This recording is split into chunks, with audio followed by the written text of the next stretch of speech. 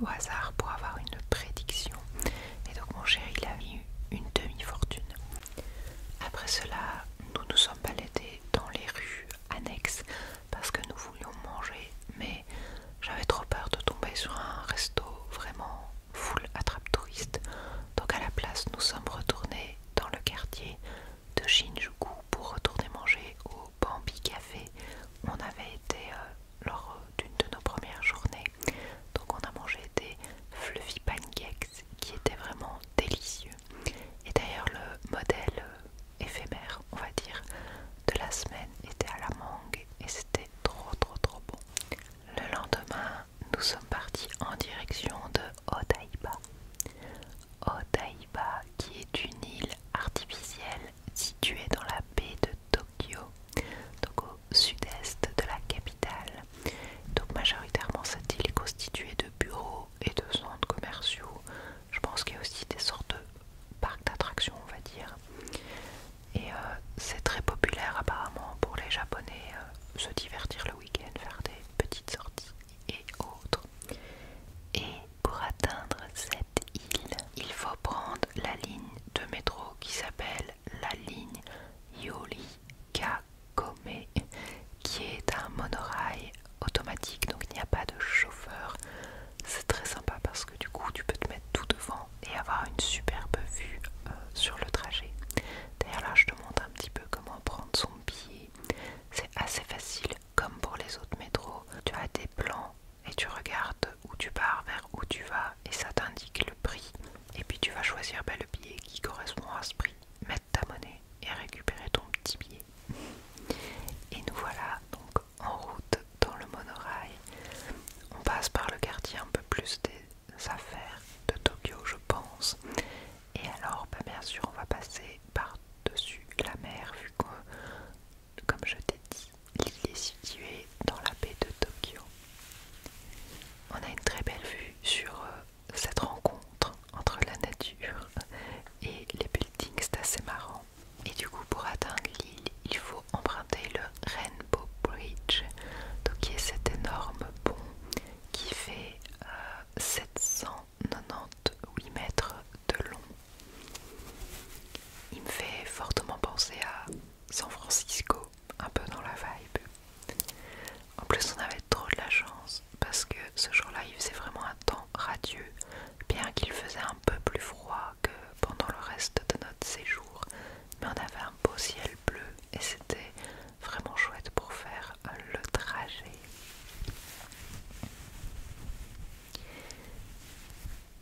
Et l'objectif d'aller à Odaiba, c'était de voir la superbe statue de Gundam qui se trouve devant un des centres commerciaux, donc le Driver City à Odaiba, et il y a une station de métro juste à côté. Métro, tram, monorail, je ne sais pas, tu as compris l'idée. Et on avait trop de la chance parce que la statue, donc qui fait environ 20 mètres de haut, est animée tous les X temps. Et en fait il y avait une petite animation pile au moment où on est arrivé, donc tu le vois notamment au niveau de la tête où il y a l'ouverture de certaines parties et c'était très chouette. Apparemment le soir il y a aussi de la lumière et tout, c'est encore plus impressionnant, surtout que si j'ai bien compris, quand on y était, il y a une partie de l'animation qui ne fonctionnait plus, mais bon ça reste très impressionnant, surtout de par sa taille. Apparemment il a été installé en 2011 et il devait être éphémère, mais il a eu tellement de succès qu'ils l'ont laissé. Alors là ce n'est plus la statue d'origine, c'est un autre Gundam qui a été mis en 2017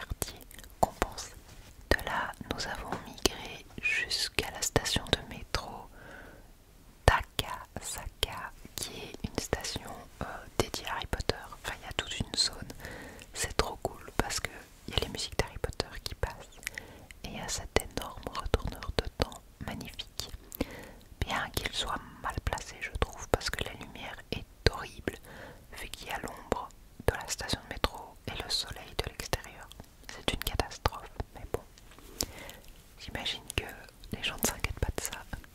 Mais c'était trop chouette, il y avait les portraits au mur, il y avait Edwige, et il y avait plusieurs bâtiments avec des décorations qui faisaient très rue commerçante Harry Potter. C'était très chouette, même si au final c'est assez petit, donc tu fais très vite le tour. Et alors on avait réservé pour manger un petit bout au café Harry Potter. Au final j'étais assez déçue parce que la déco n'est pas si sensationnelle que ça. Quand je vois le quartier, je m'attendais à mieux. Et du coup on a pris une petite boisson chacun. Moi c'était à base de pommes notamment et mon chéri de cannelle, mais je ne sais plus ce qu'il y avait dedans. Et on a mangé un petit dessert. J'avais pris la Edwige en chantilly et mon chéri une sorte de parfait. C'était pas mauvais, mais c'était assez écœurant et au final moi je n'ai pas su finir sans me rendre malade. Après on est retourné à Harajuku faire nos derniers petits achats, donc je suis repassée chez Angelique Pretty et puis de retour à l'hôtel. Nous sommes repassés par le petit centre commercial et notamment petit tour dans la boutique Ghibli. Je t'avais dit que tu en verrais beaucoup. Elle était beaucoup trop belle et moi je voulais acheter ce petit pot Uchiji pour mettre des fleurs ou des plantes. Et d'ailleurs j'étais trop triste parce que il n'y en avait plus dans cette boutique et je l'ai appris le lendemain seulement. Et donc il était trop tard pour qu'on aille rechercher ce pot dans une autre boutique. Et si tu as suivi mon haul des achats du Japon, ben, tu as dû voir que je l'avais quand même reçu parce que mon chéri me l'a commandé une fois rentré en Belgique parce que j'étais vraiment très triste parce que je l'ai regardé dans toutes les boutiques depuis le début du voyage et donc voilà, il me l'a offert, donc je l'ai quand même si elle ne vient pas du Japon. Enfin, en tout cas ce n'est pas nous qui l'avons ramené. Après ce petit tour, nous sommes retournés au Pokémon Center où j'ai à nouveau regardé la peluche de Pitrouille que je n'ai pas pris. Et puis nous sommes rentrés à l'hôtel, nous reposer. Et c'est parti pour notre dernière journée à Tokyo. Donc on commence avec le petit déjeuner à l'hôtel. Comme tu peux le voir, moi je suis plutôt sucrée, donc j'avais pris pas mal de fruits. Et la vue était sympathique. On ne voit pas la Skytree, elle est juste derrière le centre commercial, mais on ne la voit pas. Par contre, j'aime trop le fait de voir le train passer. Je sais pas, ça fait typique du Japon. Bref, on pouvait aussi faire des gaufres au petit déjeuner, je trouvais ça trop chouette comme concept. Ok, c'était pas le déjeuner le plus équilibré de la Terre, je suis d'accord, mais bon, de temps en temps ça fait plaisir. Et ensuite nous avons pris la direction du palais impérial de Kyoko. Donc je voulais voir le palais impérial, mais de ce que j'ai compris, il n'est accessible que quelques fois l'année. D'ailleurs j'ai une libellule qui s'est incrustée sur ma manche, j'étais hyper impressionnée. Bref, donc il n'est accessible que rarement pendant l'année et ce n'était pas une des périodes d'accès. Et donc on a fait le tour dans un des jardins à proximité, mais nous voilà, nous n'avons pas vu le palais impérial où vit la famille royale. Après c'était très chouette parce qu'il n'y avait pas beaucoup de monde, c'est pas le plus beau parc et le plus bel endroit qu'on ait visité. En soi, voilà, c'est pas un coup de cœur, mais c'était assez serein, les gens étaient fort éparpillés, donc on était assez tranquille, on a pu prendre des photos, filmer des petites vidéos en toute tranquillité et ça c'était très chouette.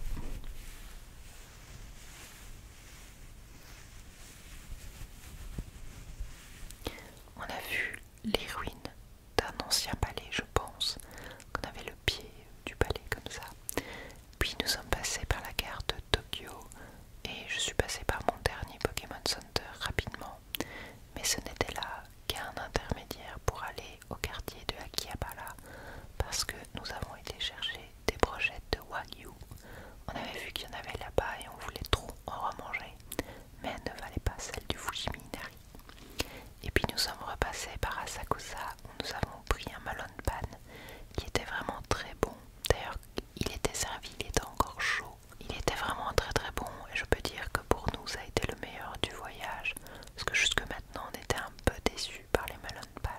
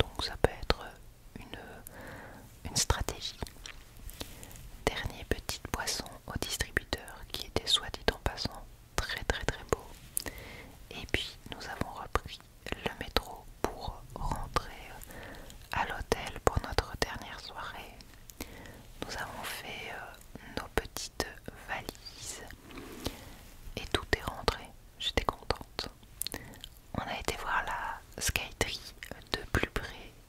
Je ne t'en ai pas parlé, mais la Tokyo Skytree est donc un des plus grands bâtiments du monde. Elle a un poids culminant à 634 mètres ainsi que deux observatoires et le centre commercial à son pied. Je pense que c'était la deuxième construction la plus haute du monde après le... je ne sais plus quoi. Mais je crois qu'elle a été dépassée il n'y a pas longtemps et que c'est maintenant la troisième construction la plus haute. Je ne suis plus très sûre, mais en tout cas elle fait partie du top 3. Ensuite on s'est promené un petit peu à proximité. On a vu un héron d'ailleurs, d'assez près comme tu peux le voir. Et c'était très agréable de remarcher dans le calme une dernière fois, même s'il s'est mis à pleuvoir, donc on est rentré. On a pris un petit peu de thon, mais il était pas ouf. Mais voilà. Et c'est après une petite nuit de sommeil que nous avons repris le taxi en direction de l'aéroport de Narita avec toutes nos valises.